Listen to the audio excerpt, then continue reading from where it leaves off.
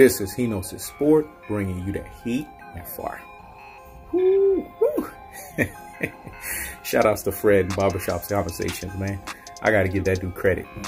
You know why I got to give him credit? Because see, this is what folks think. When you're a free agent like me, an independent contractor, you can give everybody credit, whether they represent boxing communities, whether they do regular videos. But what I like about Fred is when he does his videos, he kind of reminds me of myself in some regard. See, I always take what I see of myself in somebody and then I draw the comparison. He has a distinct ability to make people comfortable and say a lot more than what they normally wouldn't say. So hats off to you, Fred, on Barbershop's Conversation. But anyways, on to the damn video. Because see, I always got to give credit where credit's due. Just like I like to take my credit, I always like to give credit where credit's due. That's what separates me from the pack. But on to the damn video. Y'all heard Errol Spence. What the man say? What'd he say? He said Shawn Porter is not as popular as him even in his hometown. In his hometown.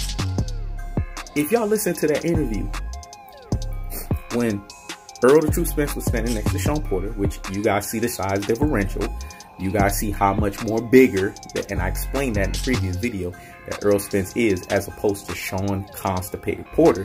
You guys see the distinct advantage. Shawn Porter did not sound like somebody that was going to win the fight. Errol Spence just basically kept him at bay with that term that I like. He said, keep that same energy, because every time you say some shit behind closed doors, Errol Spence always makes sure he brings it to light right in front of the bright cameras. Love that. I'm going to say that again. Every time you say some fuckery behind closed doors, Errol Spence always makes sure he brings that shit in bright lights. He has that thing that I have, boy, of exposing people because he's a truth teller. See, one truth teller knows another truth teller a mile away. And see, low key, he's a shit talker extraordinaire. Me, I ain't low key with it. I'm just all out with it. But Errol Spence is low key with that shit. But he got some shit talking ability, boy. What'd he say to Shawn Porter's face? Looked at that motherfucker dead in his face and was like, this gonna be easier than Mikey Garcia. Basically, I'm gonna double wash your ass. Y'all ever been to the laundromat? And then there's the wash, there's the double wash, and there's the triple wash. He basically about to double wash Shawn Constipated Porter's ass, folks. That's what's going to happen. Y'all saw the size differential, man. Errol Spence looked in shape, dog. 160, man. Ready to beat this motherfucker down. About ready to drop his 13 pounds so he can bulldoze him. Remember what he told Yellow Beezy at the end of that fight? We going back to bulldozing niggas. He basically said that Shawn Porter, what do I have to be jealous about Shawn Porter on? Is this guy crazy? That's why I say him and Kenny Porter are as tired as their damn suits. I'm going to say it again. Him and Kenny Porter are as tired as their damn suits. What the heck is wrong with these two? It's like they just fell off of the damn planet or something and they done turn around and bust their damn heads. Dude, y'all suits are tired.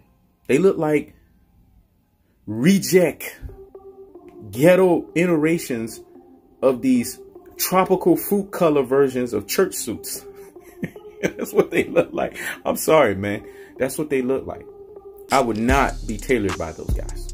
And boy, I like to look sharp and I like to wear some suits. Motherfuckers should see me in some damn suits, boy. Shit, that motherfucker be G'd up. But I would not go to them for some damn tailoring.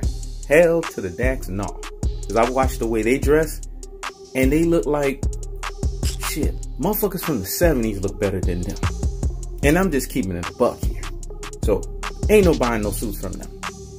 I like Shawn Porter. Contrary to what people think, I think he's a good guy. See, even Errol Spence acknowledged it. He's a good guy. What is there not to like about Shawn Porter? A hustler, you know what I'm saying? A guy that really has no boxing ability. He's really like a football player, and he can't even do the great football movements inside the ring. That just basically worked his way all the way up to the position that he's at. So there's no hating here. But let's keep it a buck here. He does not belong in the same ring with Errol the True Spence. He has a constipated, ineffective aggression style. And he's going to get exposed. So when Shawn Porter said, you know, man, to Errol Spence, he said, you know, man, this ain't no Mikey Garcia fight. This ain't going to be no wash. You know what I'm saying? You know this is going to be a fight. that didn't sound like a guy that wanted to win. That basically said, and I'm going to give you guys interpretation, because remember, I read body language better than anybody. That's basically a guy that knows that he's going for the slaughter. He's just basically telling you that the slaughter is going to be an arduous slaughter. Let me say that again. That's a guy that has prepared himself for the slaughter, but he thinks in his mind it's going to be an arduous slaughter. But here's the problem. I already gave y'all the game plan. Matter of fact, I done signed, sealed, and delivered that thing to UPS to Derrick James. And I already talked to Derrick James, and I said, hey, Derrick James, listen to me, man.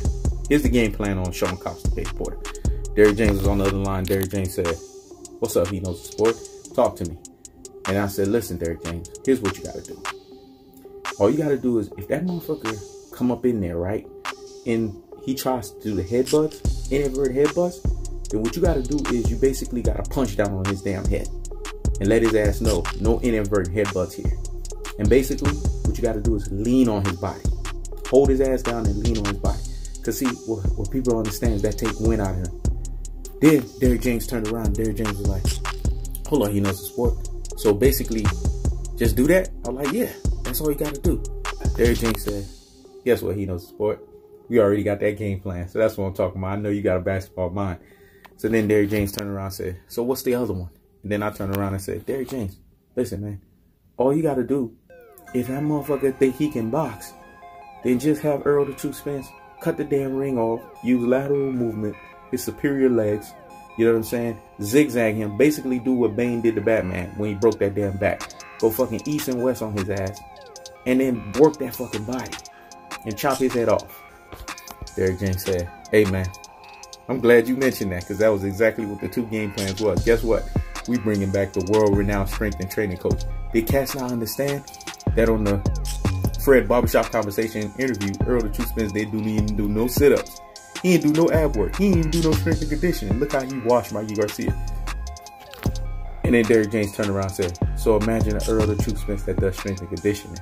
I was like, that's what I was saying. So you mean to tell me when he fought Human Pinata, aka Beat My Face and Dude, he wasn't at his best? And then Derrick James said, oh, you get it now. Now you understand why they call him the truth. And then I turned around and said, damn, Derrick James, y'all some bad motherfuckers, man. So basically, y'all really going back to bulldozing niggas. Ding! All right, he knows the sport. I'm going back training this motherfucker. That's what the conversation was, folks. It was really that simple. And I turned around, I was like, damn, okay. Well, guess what, Shawn Porter? Keep running your fucking mouth. Because come September, we don't know when the fight date is. Remember, the dude that can't even sell better in his hometown in Ohio as opposed to Errol the Truth Spence, your ass is getting fucking bulldozed. Because now Errol Spence is going to have his strength and conditioning back. He's actually going to be doing ab work. Oh my goodness. And he's going to be sparring to the level of actually 18 fucking rounds. Woo, woo. Yeah, this is going to be, I might have to change my prediction. I said 8 to 9 rounds.